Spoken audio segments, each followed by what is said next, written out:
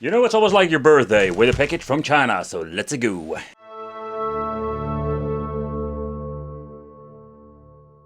A close look at the menu itself, and this is a different approach where the previous version had so much more option.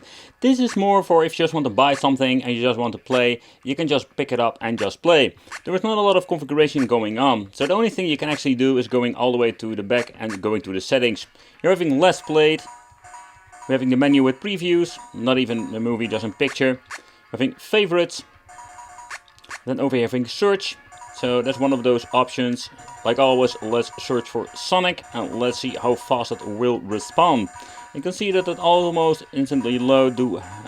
That's absolutely, oh crap. There's nothing, let's say, of a problem there. Let's see if I can choose the C and let's go enter. And in here we're finding all of the different games. In the middle we will showcase over there what kind of platform, Super Famicom, Famicom Game Boy Advance, and that seems to be working all fine. Okay, so pressing start over here will only getting you into, let's say, the game list, and that's actually it. We're having the download for where you can adding your own games and having the settings. And with setting it's quite disappointing because you can change out the volume. And the tiny front speaker goes quite low, but the overall quality is okay. I didn't find so far any, let's say, situation going on when it comes to, let's say, adjusting the brightness. So it's quite disappointing, but also very limited. Restore factory settings, that's it.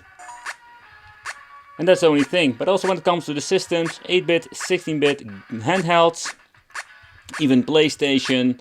But there is even not local CPS3, no Dreamcast, no Sega Saturn.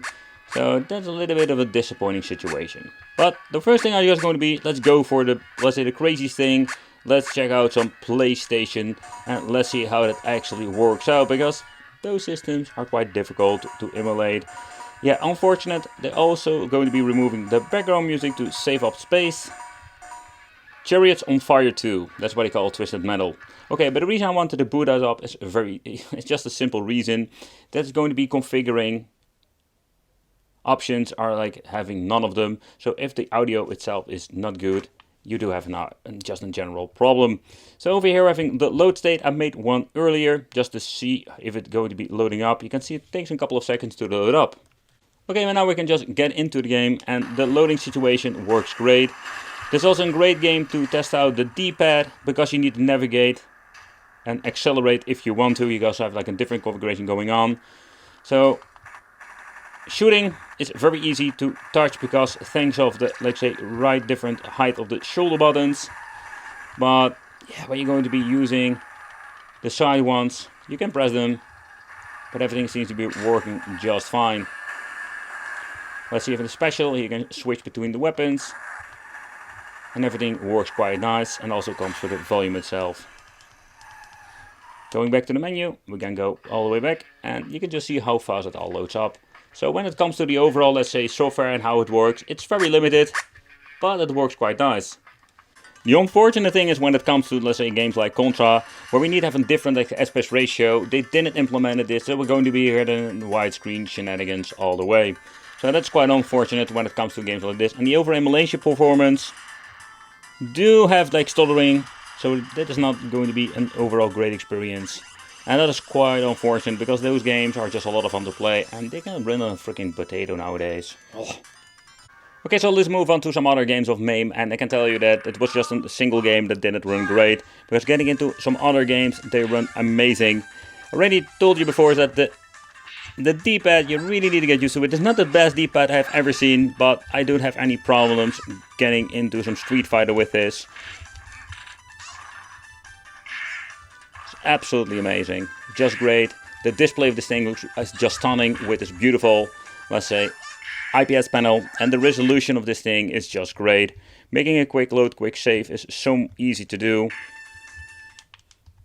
You can see it made automatically goes back to the game. But somehow when you're getting into the Genesis, it's going to be a hit or miss. I've noticed, like also with MAME, that we have some games that didn't run correctly. You can just hear that the audio, it's not like it should be. It's just stuttering all the freaking time. The control is going to be kind of weird because we're using a different configuration when it comes to, let's say, the controllers. I can understand that some of the, I think it was the Super Nintendo controller was one of the best ones to play this game. But where the music is, sounds kind of weird. The overall emulation performance seems to be just running fine.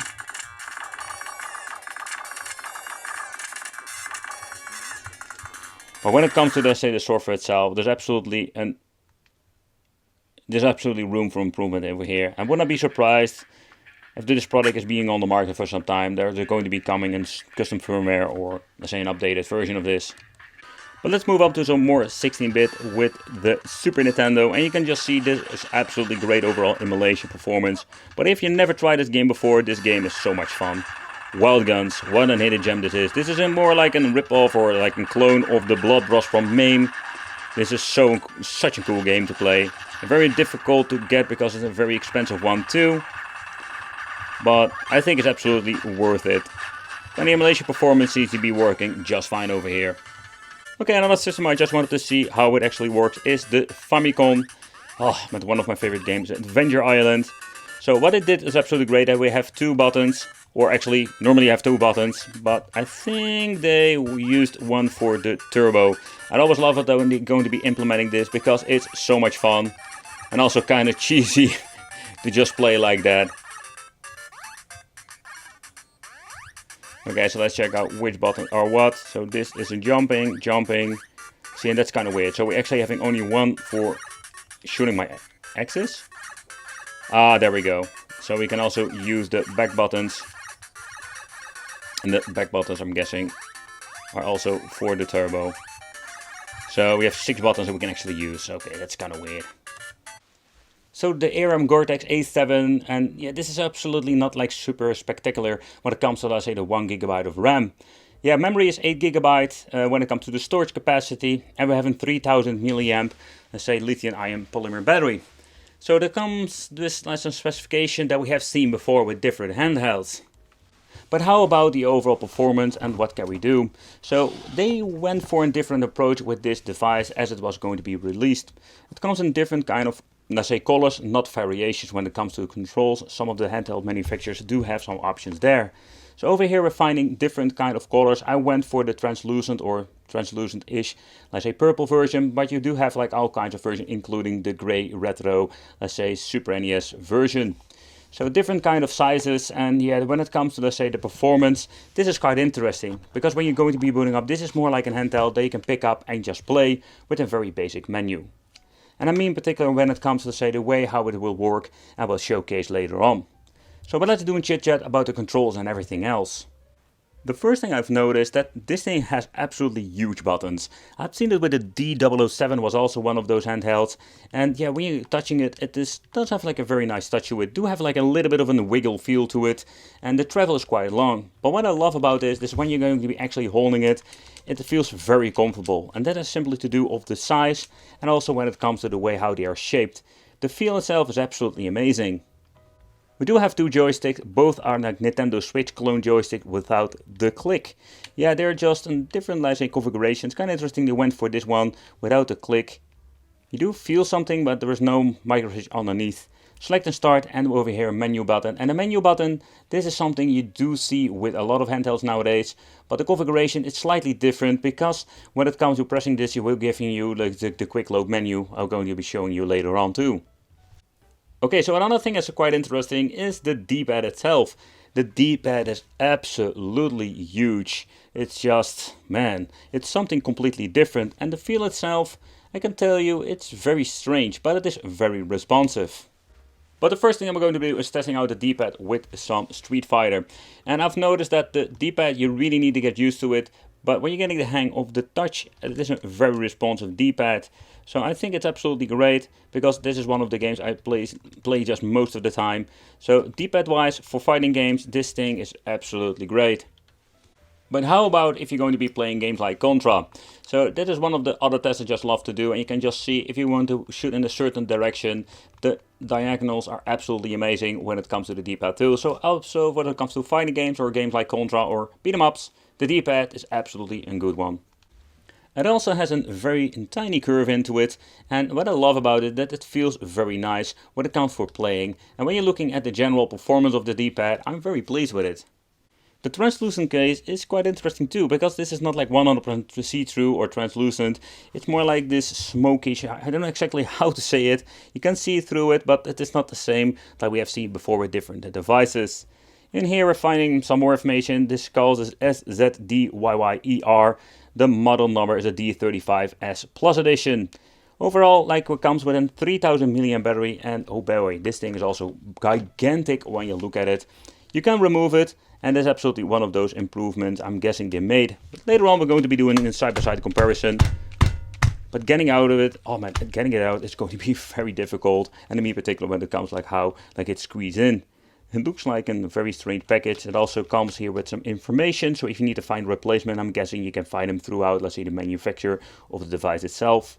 But the thing absolutely great with this is that we can remove it fairly easy by plugging this thing out, and you can just get yourself a new battery and replace it fairly easy. And where we had some issues with some of the platforms, Neo Geo seems to be working fine. You can use the analog stick for the people who wonders about that. So we do have, you can see pressing select so will give you the menu, but I think there is no, let's say, getting into the UniBIOS and also with MAME. So it's also very limited when it comes to, let's say, the overall software. But yeah, let's do a quick teardown. When it comes to, let's say, the Neo Geo, that part seems to be running fine. Oh, another thing before forgetting, if you want to shut it down, there is no standby mode. You just shut it down from every part of the, let's say, software. We don't need to go back to the main menu and that kind of stuff. But let's do a quick teardown and let's do a peek in the inside. The unfortunate part is that I can't open it up, and this has to do because of not having the right tools. I have so many screwdrivers, like a kind of different kits I've bought from AliExpress, but somehow this particular thing doesn't fit, and this has to do with, let's say, the configuration of my bits that I'm going to be putting in there. That's quite unfortunate because I wish I could open it up and give you a look in the inside, where we do have some idea how it is. And yeah, we've shown you that you can remove the battery, but for now I'm just going to leave it as it is, and maybe we can revisit it when I'm having the right tools. Let me know in the comments, do you want to see a full teardown?